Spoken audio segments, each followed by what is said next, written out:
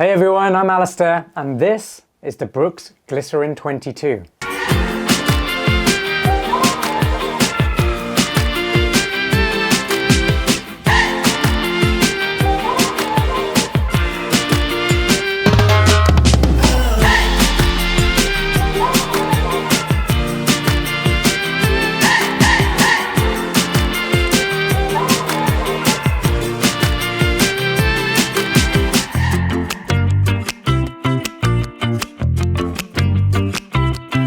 The Glycerin 22 then is really a daily trainer designed for people who don't want to pick up the pace too much, so slow paces, maybe heel strikers to midfoot strikers, and anyone who just really wants a comfortable, well-balanced trainer just to bag easy slow miles. There's quite a few updates to this new version, version 22, over version 21.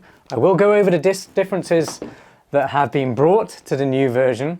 Some good, some bad. I'll give you a balanced idea of whether it's worth upgrading to the new version or not. And of course, I'm going to go over some key specifications of the Glycerin 22, my performance insights and review, and ultimately whether it's worth the money. Starting with the key specifications then. First off, they cost $165. That's quite expensive for a daily trainer that's not a specific stability shoe, or it doesn't have any specific traits that make it a highly targeted running shoe. So it does feel a little bit overpriced right off the bat to me, but I will let you know if it is worth that price tag. They weigh 10.3 ounces or 292 grams, and that's for a size US men's 9. That's my pair. They have a 10mm drop from heel to toe. The midsole is using DNA tuned foam from Brooks, which basically means it has a dual density. So the cells within the foam towards the heel are larger, meaning you get more squish when you land on your heel. You get more compression, shock absorption, and a soft landing. But then at the forefoot, you've got much tighter or smaller cells or higher density foam, meaning you get more of a responsive takeoff rather than losing too much energy from a squishy midsole at the front. The upper is using a dual layer jacquard mesh, which actually uses 60% recycled materials. It's actually really supportive, lots of cushioning around the collars and heel counter, and it's very easy to get a nice secure fit with this traditional lacing system. The outsole is pretty good as well. There's plenty of durable rubber on there. And overall the support is very much neutral. This isn't a stability running shoe, so if you have a neutral gait then these shoes are going to be for you. But if you do suffer from overpronation issues, like an inward rolling of the ankle, then you probably want to get a stability shoe. And if that is you, definitely check out my best stability running shoes roundup up there to find the best ones for you. When it comes to sizing and fit, they do have a true to size fit, especially in length, and they do have a medium width as well. But I have noticed it's quite snug in the midfoot, and that snugness is really coming from the upper, around this area here, and it just feels a little bit restrictive in that area. But after adjusting the laces in the midfoot just to make it much looser in that area than I maybe normally would do with a lacing setup, that made them fit much better. So if you do have wide feet, I'd recommend definitely going with the wide version. Overall though, the fit is super comfortable, cloud-like, classic Brooks, and the heel lock is very good within the shoe as well, so there's no slippage or lost energy when you're running in the shoes. If you're enjoying this review, please give it a like, share it with a friend, and comment on this video. That really helps me and my channel if you do that. And it's just really nice to know you guys are watching, enjoying the content, and I am a real person, so just comment, say hello, tell me where you're from, let me know what kind of running you're into, anything, really, just say something down below, get in contact, say hi. And of course, subscribe to my channel for more running shoe reviews just like this one. Make sure you hit that notification bell. That'll let you know as soon as new videos drop. Congratulations, you made it to my performance review. I'm going to start by talking about this DNA tuned midsole because that's the star of the show for the Glycerin 22. It's the biggest new feature and arguably the best feature. That said, if you have been looking at the Brooks website for this running shoe, you've looked at the marketing jargon, they will say that this midsole is highly cushioned. Now I'm going to have to call them out on this one because it's really not highly cushioned. It feels more balanced to me.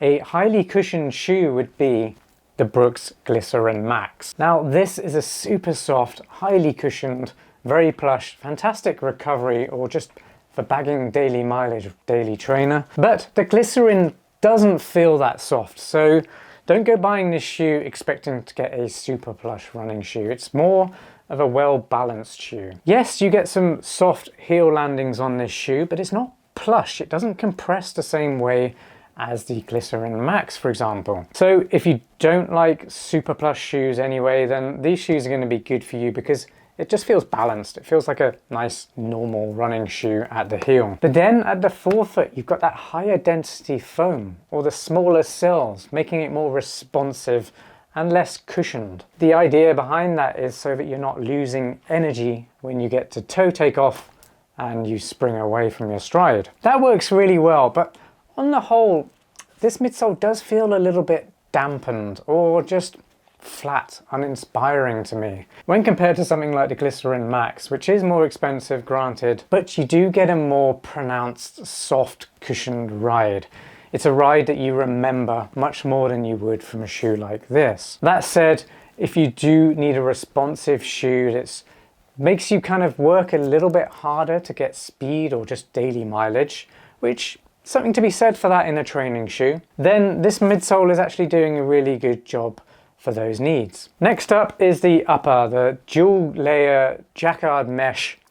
It's dual layered so that you get a nice soft layer within the shoe so that the material touching the top of your feet inside the shoe is softer and more durable because there is going to be more abrasion from your toes. That does mean it's not going to be the most breathable running shoe upper out there. So if you do run in highly humid or incredibly hot conditions, or you do plan to do really intense exercise or runs in these shoes, then you might start to feel your feet heating up a little bit. But it's a daily trainer for doing long runs, not very quickly. So you shouldn't really be heating up your feet too much to worry about breathability of the upper. Overall, it's just super comfortable. You got a very plush tongue here, really nice padding around the collar and on the insides, which gives you good heel lock, kind of locks your foot within the shoe, this padded section here. Heel counter is also very padded, and there's a nice finger loop at the rear. It's got some stretch to it, which makes them super easy to slip on. Lacing system is also very traditional, very easy to get a nice secure fit very quickly. But one thing I mentioned earlier is it does feel quite narrow in the midfoot. So if you've got medium to narrow feet, you're going to be okay, I think. If you've got wide feet, you have to go for the wide version. These just will not work for you. And then finally, the grip or the traction on the outsole. The outsole does have a lot of rubber compound on it, which is great. And it does protrude quite a lot past the foam section of the outsole. What that means is you're going to get more durability, more longevity out of this rubber compound, making the shoe more durable over time. I see a lot of daily trainers out there right now that are skipping out on putting enough rubber compound on the outsole, and that's making exposed foam sections of the shoes not durable at all, and they're wearing down way quicker than they should be for the price. And also, you're losing traction in those areas as well. So it's really nice to see that Brooks has left most of the outsole covered with a good amount of rubber compound, which actually works in most conditions too. When it comes to comparison with the Brooks Glycerin 22 and the 21 that came before it, well, to be honest with you, the ride is super similar and the upper feels very similar too. The main differences are the weight, I would say, the new version being heavier, and I imagine that is coming from this new dual density foam, but also the rubber compound on the bottom. There is more of it, giving you more durability and traction. But overall, you know, if you are familiar with the Glycerin series, the 21 that came before it, I think you're really going to like the new version, the upgrade. The upper is just fantastic, still super comfortable. I like the fact it's now got a finger loop at the rear, and it is a bit more plush and padded. It just feels a little bit heavier, and I think you might notice that on the run if you are going longer distances. But overall, if you like the fit of the Glycerin, you like the feel, and you've been getting on really well with it, then the upgrade will certainly work out well for you. On to my final verdict then, and whether or not they're worth $165, because that is quite a lot of money for a daily trainer, specifically a daily trainer that isn't targeting people who need a stability shoe, because it is a neutral running shoe. And to add to that, it's not the lightest running shoe either. So I do wonder if it's worth it. I think for most people, it's probably not going to be worth it. There are cheaper daily trainers that are lighter, more cushioned, more protective underfoot, that I think do provide better value for money. I'll put a link there that goes to my best daily trainers roundup, but also my best max cushioned daily trainers roundup. Two separate roundups that categorize those two very different types of shoes for runners who either want a standard daily trainer with a more balanced midsole, or those who want the protection and the softness, the shock absorption of a highly cushioned daily trainer. Well, I really hope that gave you some insights into whether or not the Glycerin 22 is going to be for you. If you've got some questions, something I didn't cover here, let me know in the comments down below and I'll get back to you. Be sure to subscribe to my channel. I've got tons more running shoe reviews coming out all the time. And be sure to hit that notification bell so you get notified as soon as new running gear and running shoe reviews drop. Then you'll always be at the forefront of what's good and what's not in the running world. Thanks again for watching and I'll see you next time. Peace.